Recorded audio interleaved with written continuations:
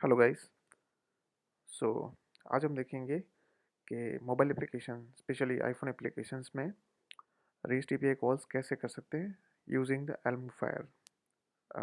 वो एक third party framework है जिसका यूज़ करके हम कोई भी रेस्ट एपीआईज है, गेस्ट है या पोस्ट है, कोई भी फॉर्मेट की उसको कॉल करा सकते हैं और उसमें जो भी डेटा फैच कराना है या कुछ अपलोड कराना है वो सब करा सकते हैं उसमें उसका यूज़ करके।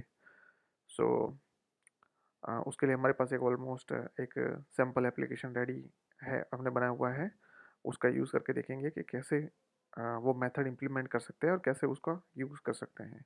और एल्मो फायर का हमें एसडीके कैसे उसमें एप्लीकेशन में सेटअप करना है वो भी देखेंगे। सो देखते हैं फर्स्ट ऑफ ऑल।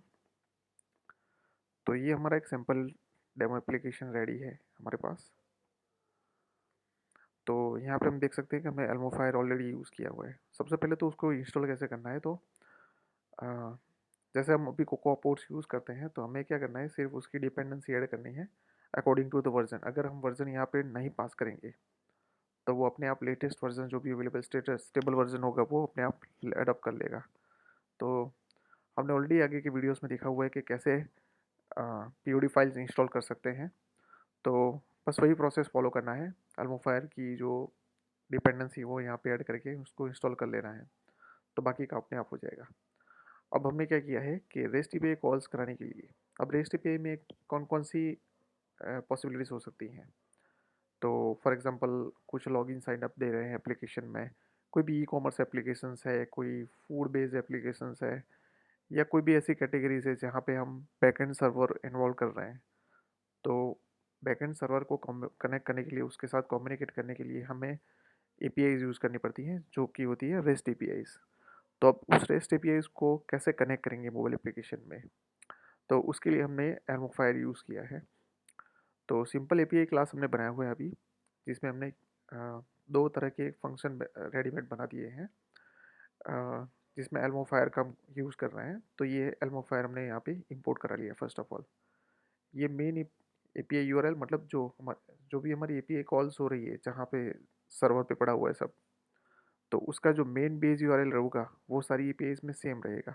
तो हमने इसका यहाँ पे कॉमनली नेम रख लिया है, उसमें बेस यूआरएल हमने पास कर दिया है। उसके बाद जितनी भी हमारी एपीआई थ्रू आउट एप्लीकेशन में यूज़ होने वाली है उसका हम यहाँ पे लिस्टिंग कर सकते हैं। तो क्या हो जाएगा कि हमें उसका जो स्ट्रिंग नेम है उसको याद रखने की ज़रूरत नहीं पड़ेगी, वो यहाँ पे स्टोर रहेगा और सिर्फ उसके जो वेरिएबल है उसका नाम से हम उसको कॉल करा सकते हैं। तो उसके बाद हमने दो अलग अलग एपीआईज बनाई हैं, एक है नॉर्मल एपीआई और एक अपलोड एपीआई। तो क्या डिफरेंस है वो समझते हैं पहले। तो नॉर्मल एपीआईज में कैसा है कि उसमें सिर्फ हम स्ट्रिंग फंक्शन, स्ट्रिंग वैल्यूज़ पास कर रहे हैं, स्ट्रिंग या नंबर वैल्यूज़। उसमें कोई भी तरह का अटैचमेंट नहीं होगा, कोई भी फ़ोटो या वीडियो डेटा फॉर्मेट कुछ भी नहीं होगा। सिर्फ हम टेक्स्ट वैल्यूज़ उसमें पास करेंगे सर्वर साइड पे, और उसमें जो भी रिस्पॉन्स आएगा वो रिस्पॉन्स फैच करेंगे। तो ये हो गई नॉर्मल एपीआई। और दूसरा है अपलोड एपीआई। अपलोड एपीआई में ये है कि नॉर्मल एपीआई की तरह उसमें डेटा तो होगा ही, बट उसमें दो तरह के डेटा पॉसिबिलिटीज़ है, either a text, either a photo और वीडियो। सो दोनों तरह का डेटा हम पास करेंगे इसमें। तो अगर उसको मीडिया पार्ट मिल रहा है कुछ भी, तो उसमें एक एडिशनल प्रोसेस होती है कि वो मीडिया पार्ट को डेटा में कन्वर्ट करके उसको अपलोड करना पड़ता है। तो उसकी एक अलग से प्रोसेस आएगी, बाकी जो प्रोसेस होगी वो सेम रहेगी। तो वो एक डिफरेंस है, उसके लिए हमने एक सेपरेट फंक्शन इस तरह से बनाया हुआ है।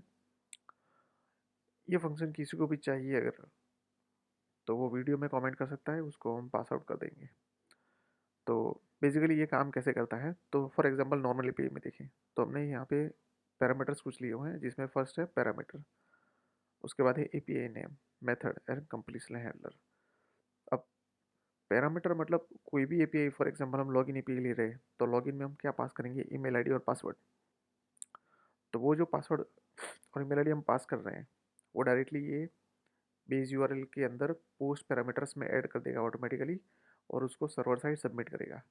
एपीआई नेम मतलब कौन सी एपीआई हम कॉल कर रहे हैं वो यहाँ पे पास करेंगे।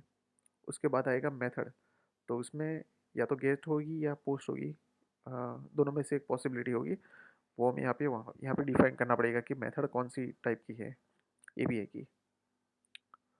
उसके बाद है कंप्लीशन हैंडलर। ये हमने क्यों बनाया हुआ है कि जैसे ही उसका रिस्पॉन्स आ जाता है हमारे पास, तो वो रिस्पॉन्स हमें पर्टिकुलर पेज में पास करना पड़ेगा।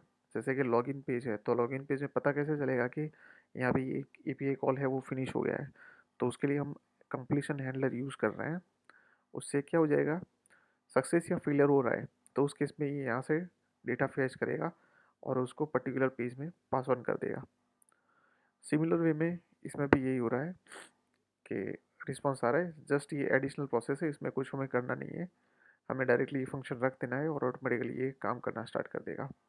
अब इसका एक्चुअल में यूज़ कैसे कर सकते हैं, जैसे हमारे पास दो एपीआई ऑलरेडी पड़ी हुई है, login and pick upload API.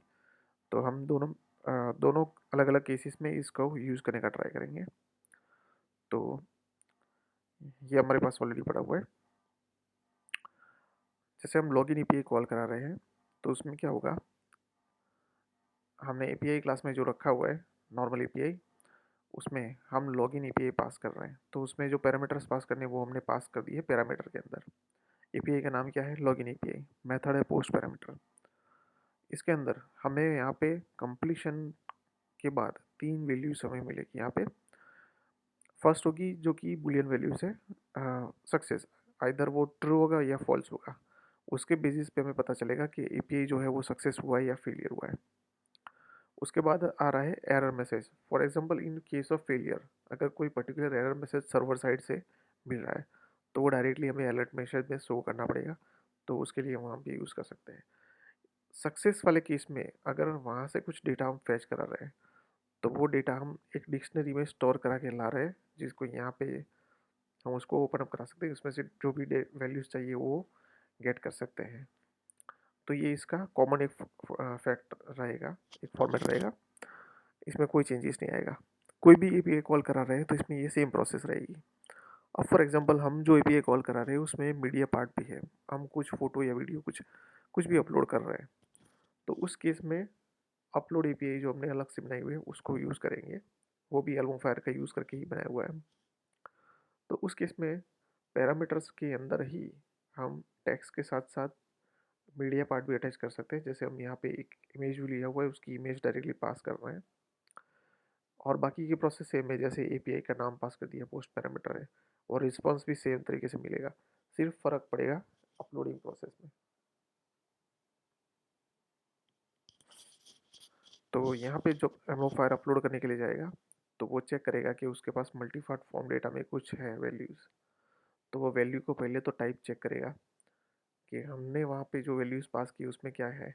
अगर वो स्ट्रिंग है तो वो नॉर्मली जैसे अपेंड करता है वैसे वो अपेंड कर देगा। अगर वहाँ पे इमेज है तो वो इमेज को पहले अपने तरीके से जो भी है वो फॉर्म डेटा में कन्वर्ट करके उसको अपेंड करना है, उसको एनएस डेटा में या डेटा फॉर्मेट में जो भी है फॉर्मेट उसमें कन्वर्ट करके कॉम्प्रेस का भी ऑप्शन दिया हुआ है हमने। अगर कॉम्प्रेस नहीं कराना है तो हम डायरेक्टली यहाँ पे 1.0 पास करते हैं, depends on the image quality required. तो वो करके यहाँ पे वो अपलोड अपेंड करेगा और बाकी के डेटा के साथ वो उसको अपलोड करेगा।